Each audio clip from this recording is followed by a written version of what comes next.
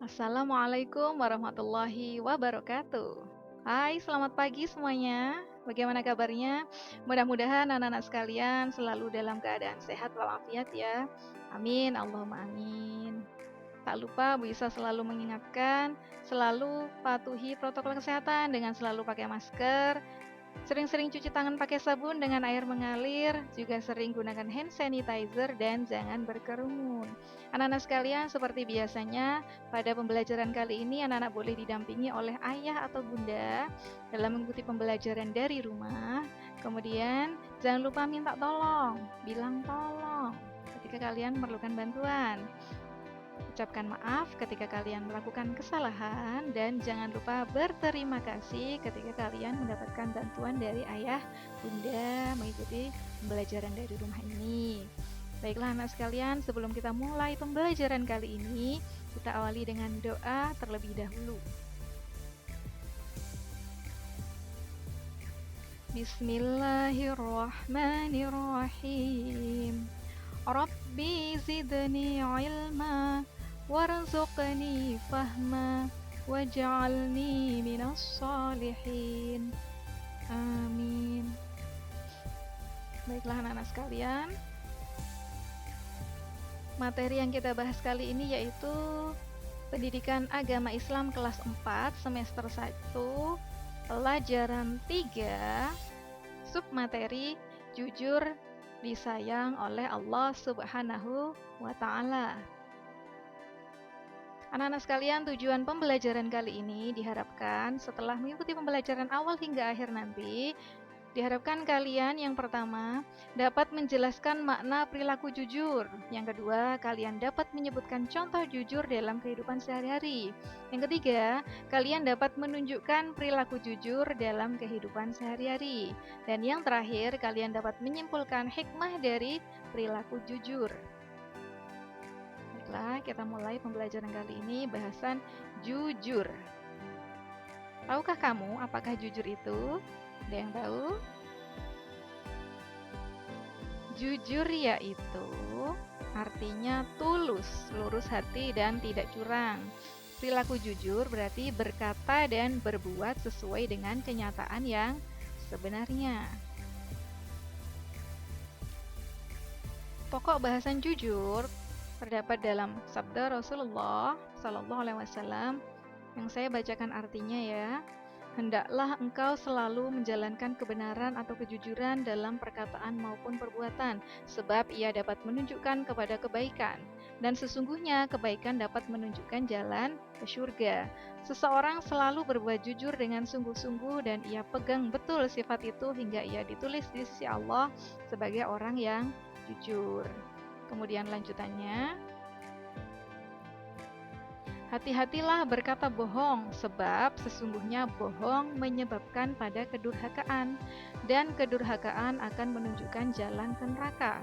Seseorang yang selalu berbohong dan betul-betul suka berkata bohong, maka ia ditulis di sisi Allah sebagai pembohong.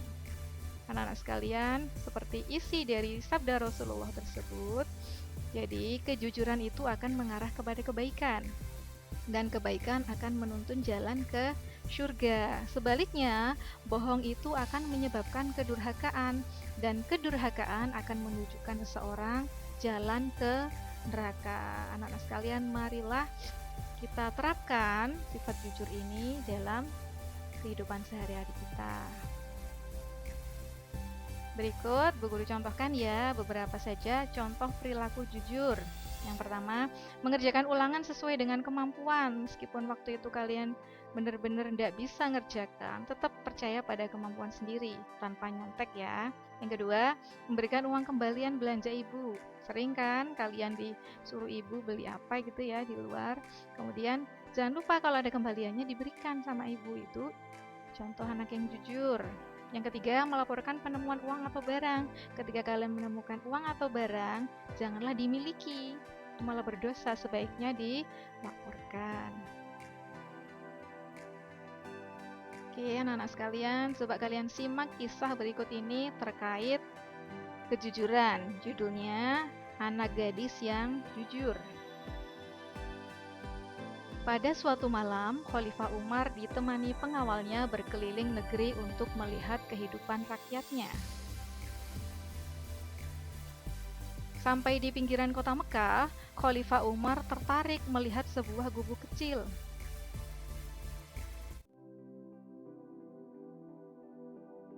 Beliau mendengar suatu percakapan. "Anakku, malam ini kambing kita mengeluarkan susu sedikit sekali. Ini tidak cukup untuk memenuhi permintaan pelanggan besok pagi," keluh wanita itu pada anaknya.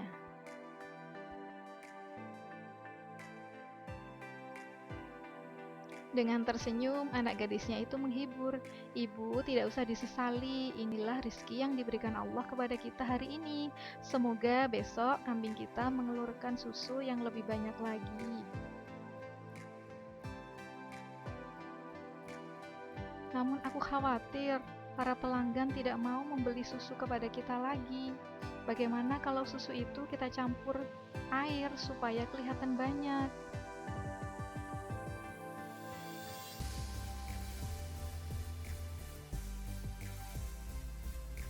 "Jangan, Bu," gadis itu melarang.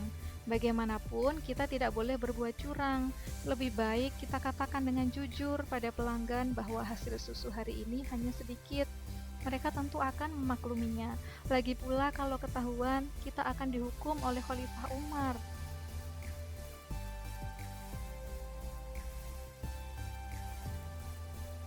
"Bagaimana mungkin Khalifah Umar tahu?" kata janda itu kepada anaknya. "Saat ini beliau tidur pulas di istana megah tanpa pernah mengalami kesulitan seperti kita."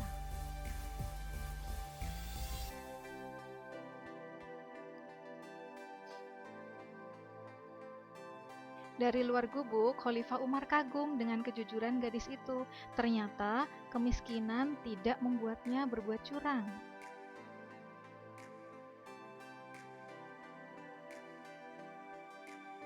Keesokan harinya, Khalifah Umar memerintahkan beberapa orang untuk menjemput wanita pemerah susu itu dan anak gadisnya. Beliau bermaksud menikahkan putranya dengan gadis yang jujur itu. Baiklah anak-anak, berikut adalah hikmah berbuat jujur. Dari mencermati kisah tadi, coba kita rumuskan ya hikmah berbuat jujur seperti apa.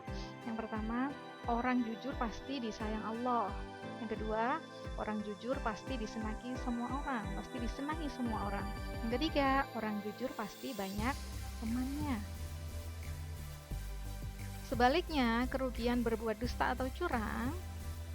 Yang pertama, orang yang suka bohong akan dimurkai oleh Allah, bahkan dia berbuat dosa. Dia mendapatkan dosa. Yang kedua, orang yang suka berbohong tidak disenangi semua orang ya. Dan yang ketiga, orang yang suka bohong tidak punya banyak teman. Baiklah anak sekalian, setelah kalian mengikuti pembelajaran kali ini, yuk kita simpulkan hasil pembelajaran kali ini. Yang pertama,